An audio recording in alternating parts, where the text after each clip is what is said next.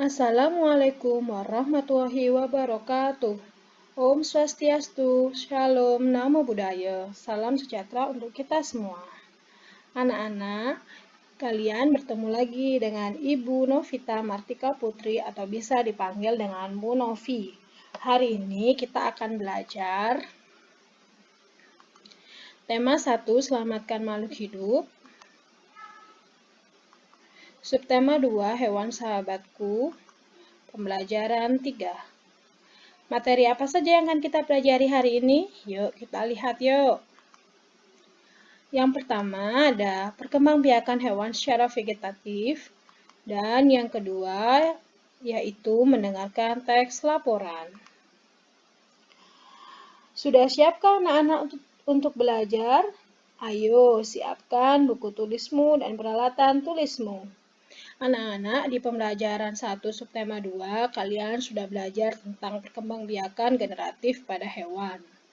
Nah, hari ini kita akan melanjutkan dengan belajar tentang perkembangbiakan vegetatif pada hewan. Perkembangbiakan hewan secara vegetatif merupakan perkembangbiakan tanpa melalui peristiwa perkawinan atau tidak terjadi proses pembuahan sel kelamin betina oleh sel kelamin jantan. Pada pembelajaran sebelumnya, kamu telah mempelajari perkembangbiakan hewan secara generatif atau perkembangbiakan melalui peristiwa perkawinan. Sebagian besar hewan umumnya melakukan perkembangbiakan secara generatif, namun beberapa jenis hewan tingkat rendah, yaitu hewan yang tidak memiliki struktur tubuh yang sempurna, melakukan perkembangbiakan secara vegetatif. Perkembangbiakan hewan secara vegetatif dapat dikelompokkan menjadi beberapa jenis. Yang pertama, yaitu tunas. Tunas terbentuk dari dinding tubuh induk yang menonjol. Hewan yang berkembang biak dengan tunas yaitu hewan hidra dan anemon laut. Yang kedua yaitu dengan cara fragmentasi. Hewan yang berkembang biak dengan cara fragmentasi ini mampu membentuk individu baru dari bagian potongan tubuhnya. Contohnya hewan yang melakukan fragmentasi yaitu cacing pipi atau planaria. Dan yang ketiga yaitu dengan cara parthenogenesis, yaitu hewan yang berkembang biak dengan cara ini mampu membentuk embrio tanpa melalui proses pembuahan sel kelamin betina dan sel kelamin jantan. Contohnya yaitu lebah, tawon, dan semut. Anak-anak, hewan dapat berkembang biak secara alami. Namun, terkadang manusia membantu perkembangbiakan hewan untuk memperoleh keturunan yang bersifat unggul, misalnya melalui perkawinan silang.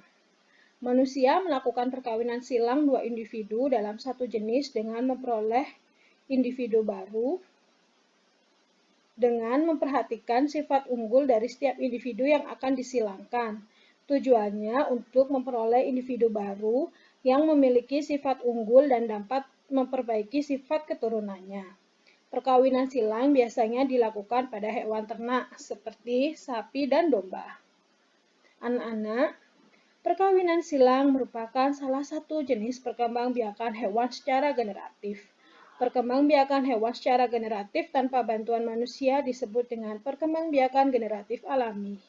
Sementara itu, perkembangbiakan hewan secara vegetatif dengan bantuan manusia, seperti perkawinan silang, disebut perkembangbiakan generatif buatan.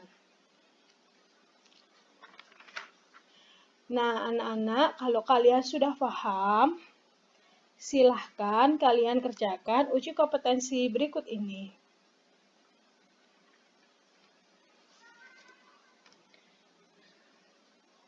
Masih ada ya anak-anak di halaman selanjutnya.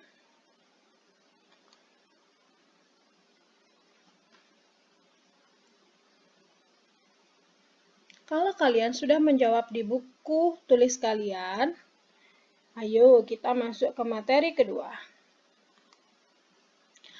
Materi yang kedua yaitu mendengarkan teks laporan. Teks laporan berisi informasi berdasarkan hasil pengamatan yang bertujuan untuk diinformasikan kepada banyak orang. Teks laporan tersebut memiliki ciri sebagai berikut. Yang pertama, laporan memuat fakta. Yang kedua, laporan bersifat objektif. Yang ketiga, hasil laporan ditulis lengkap. Yang keempat, laporan disajikan dengan kosakata baku, kalimat efektif, dan mudah dipahami pembaca.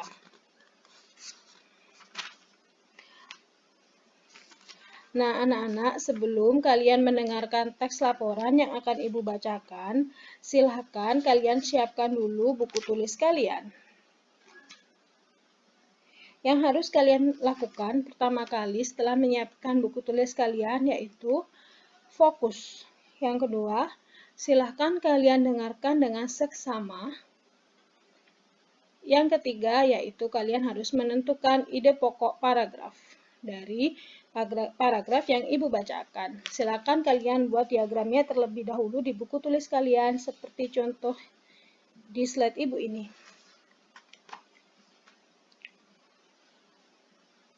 Sudahkah anak-anak? Jika sudah, Ibu akan membacakan teks laporan. Ayo, konsentrasi, dengarkan baik-baik. Landak. Landak atau porcupine tidak dilahirkan dengan duri-duri tajam. Bayi landak yang baru lahir memiliki duri lunak dan berkilat. Setelah beberapa minggu, duri-duri lunak tersebut akan menebal dan mengeras, sehingga menjadi duri-duri tajam. Landak merupakan hewan yang mungil. Ukuran landak dewasa hanya sepanjang 63–80 cm. Landak memiliki gigi-gigi yang kuat untuk mengunyah tumbuhan keras serta kuku yang panjang untuk mengupas kulit dan memanjat pohon. Tadi paragraf 1 ya anak-anak. Paragraf kedua. Landak memiliki duri-duri tajam yang berguna untuk mempertahankan diri mereka dari serangan pemangsa. Saat diserang, landak akan menegangkan duri-durinya dan menggulung tubuhnya. Landak sangat menyukai kulit kayu. Mereka sering merusak pohon-pohon di hutan untuk memenuhi kebutuhan makanannya. Keberadaan landak di hutan sangat penting karena landak merupakan makanan bagi hewan-hewan karnivor seperti harimau. Adanya landak di hutan adalah penanda bahwa kehidupan fauna liar dalam keadaan stabil.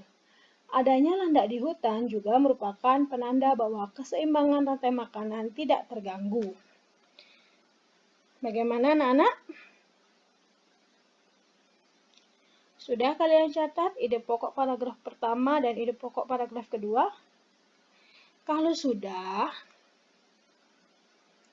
buatlah bagan tentang ide pokok yang terdapat pada teks laporan tersebut.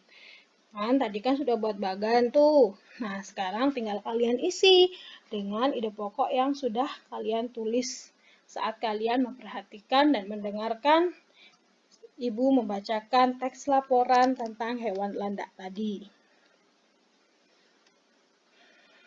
Sudahkah anak-anak? Sudah pahamkah kalian tentang materi hari ini? Ayo kita lakukan refleksi. Hari ini kita sudah belajar apa saja? Ya, hari ini kita sudah belajar tentang perkembangbiakan vegetatif dan kita sudah belajar mendengarkan teks laporan. Nah, anak-anak, kalau sudah paham, ingat kalian meskipun belajar di rumah harus tetap semangat, harus tetap jaga kesehatan. Kalau sudah, Ibu akhiri pembelajaran hari ini. Terima kasih atas partisipasinya, terima kasih atas perhatiannya, terima kasih atas atensinya. Wassalamualaikum warahmatullahi wabarakatuh.